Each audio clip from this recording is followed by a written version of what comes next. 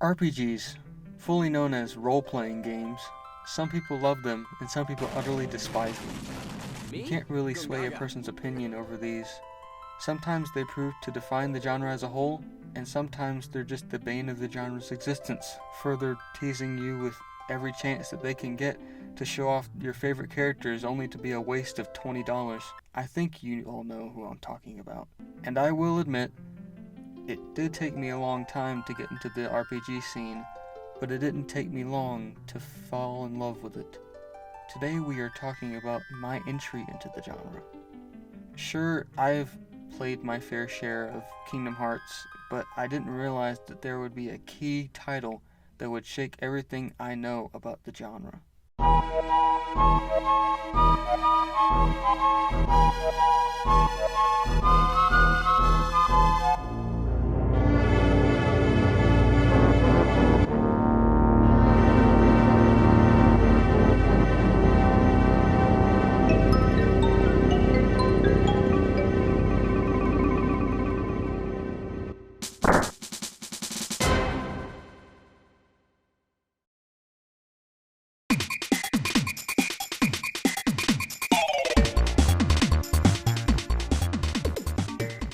That's right, Super Mario RPG, The Legend of the Seven Stars, the long-lost brother of the Paper Mario series, developed in the late years of the Super Nintendo, after the release of Final Fantasy Mystic Quest. Paper Mario is technically a sequel to the game, but due to copyright infringement, they had to replace it with Paper Mario. See, Square wanted to make games with higher quality, and wanted to ditch the old cartridges, while Nintendo wanted to keep it up with the N64. So Square decides, well, guess it's time, and partners up with Sony on Final Fantasy VII.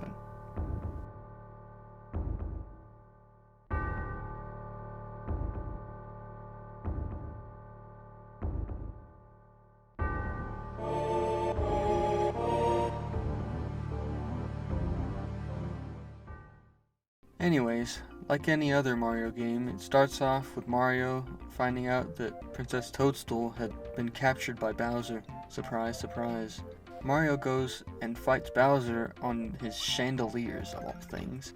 Right after the fight, a giant sword named Exor gets lunged into the highest part of the castle from the clouds. Mario gets flung through Toad's roof and figures out that the castle that once was Bowser is reclaimed by the Smithy Gang. By the way, did you know that the sword can talk? Are you guys following along? Okay. Bridge gets destroyed by Exor. Mario tells Toad that he can't get there by acting it out play by play, and then you're off to find the 7 stars to rebuild Star Road. Simple enough? No. You meet up with Bowser, Peach, Geno, and Mallow, and defeat Exor once and for all. No. You get sucked into Exor's mouth and you figure out that Exor is a link between 2 worlds. No pun intended. So you go through the world and find Smithy and defeat him for real this time. And then you gotta fight him again. The part that's really funny to me is whenever characters in this story act out, it kind of reminds me of when C-3PO goes up to the Ewoks in Return of the Jedi and starts acting out battle scenes. This makes the story come alive in its own funny way.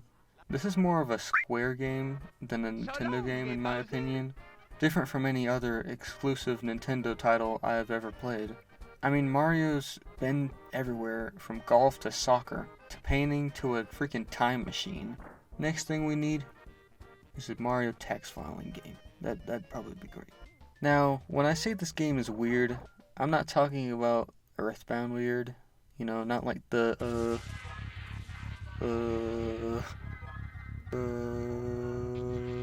It's a fun type of weird, like something you'd find in a harmless cartoon. When Booster attempts to marry Peach, he licks her and says, "She tastes salty." Heck, even the commercials for this game are weird. It's just an all-around extraordinary turn of events. Who would have thought that Square, the company behind Final Fantasy III, aka Final Fantasy VI, would develop a RPG title with Mario on the cover? They have an enemy called Boomer and an attack called Corona.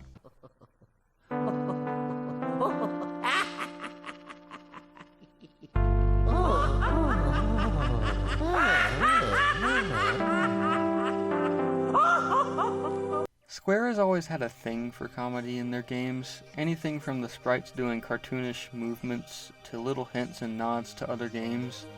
The Square team were major fans of stand-up comedy in a sense to include that type of humor into the game. This isn't your typical story-driven RPG like Final Fantasy VI, which has been landmarked for its happy yet dark undertones.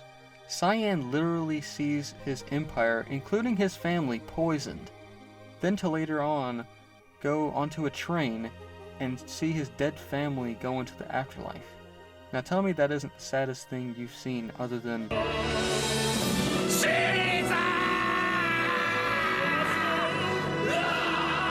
こは敵地。どこかにワムーとカーズが潜んでいる。しかし二人は You may notice that Mario RPG has similar display features as in Donkey Kong Country. This is because Square intended it to look different from their other titles. This is the result of the use of the SA1 chip, standing for the Super Accelerator 1 chip. This method was so expensive, they decided entirely not to develop the game for Europe, only to release it on the Virtual Console on September 1st of 2008. 2 years after the Wii's initial launch. Yuka Shimomura, the composer of many groundbreaking titles, is, I don't know, this, and maybe all these. I didn't realize that this was the lady behind Guile's theme. No wonder most of the songs in this game are upbeat. Also knowing that she is the mastermind behind Dearly Beloved is so much more mind-blowing. Now you might be asking, Will, what's so special about this game? Why are you even playing this game? Why do you even want to play this game? What is your problem?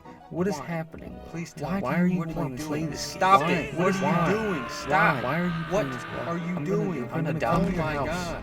Why fight you? Okay, listen. I know it might not be the most complex of games, but does it have to be? I look at games in a light of what stands out most to me.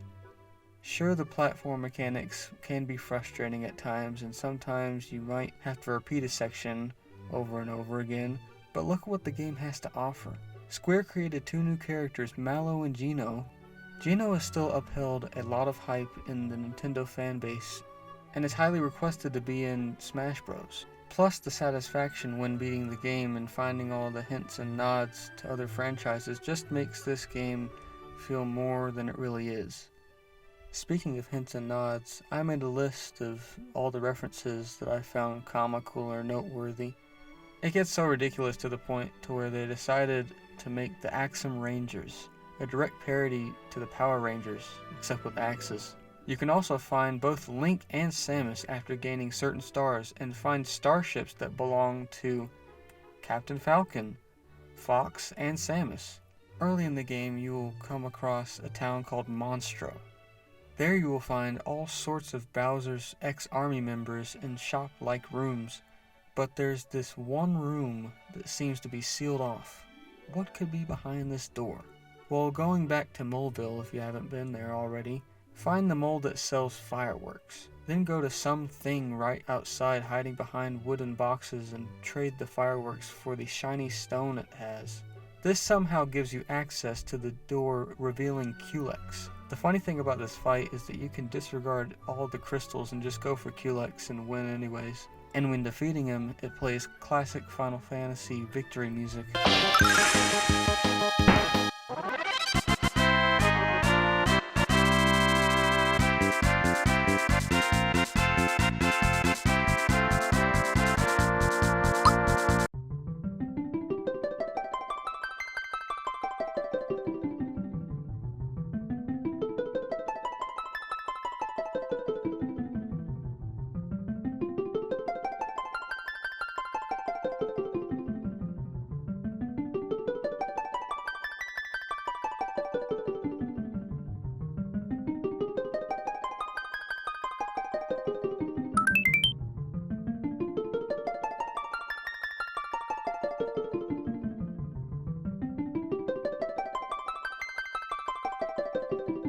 When you go to find Princess Toadstool, she appears to be captured and held in Booster's Tower.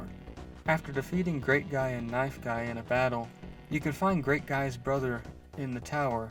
You can play a game of where did the yellow ball go with him. If you keep playing this game, you will be rewarded with the Break card. This allows you to gain access to Great Guy's casino hidden near Bean Valley. There you will play a game with Great Guy and play 21 with Toad. When you win in Great Guy's game for the 100th time, you will be rewarded with a Star Egg. This is a reusable item that can deal 100 damage to each enemy. Also, there is a ton of unused enemies and variations of character models found on Mario Wiki. I just found these cool and very interesting, being that Mario 64 was only a few months away. So picture this, you're battling a couple of Goombas during that 4-month time gap. Oh, these guys are puny. Look at them.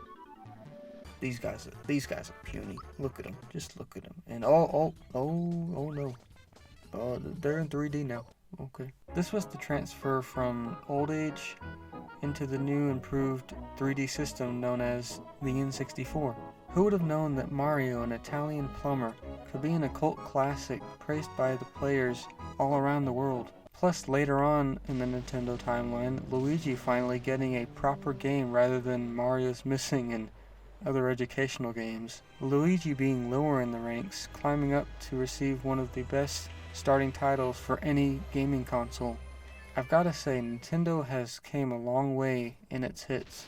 I hope she made lots of spaghetti. Luigi, look! Yeah, we can just forget that happened. I consider this to be one of the best RPGs of all time. I know hardcore fans of the RPG genre tend to discredit this game and the Paper Mario series, and I get that, but you have to realize that these games have no comparison to the major focus on story elements and character development in any of the Final Fantasy series. Not saying that there is no character development. This game really doesn't take itself seriously, and that's what it's best at. Now, with all that being said, Nintendo. Stupid Nintendo always up to no good. Please give me my money back for Nintendo Online. Where is Tetris Attack? Where is Luigi's Mansion? Where is Stuart Little the video game? Where are the SNS main title? Nintendo pick up the game. My family is starving. I have kids to feed. Super Mario in real life. Spaghetti! Yeah, I'm 12.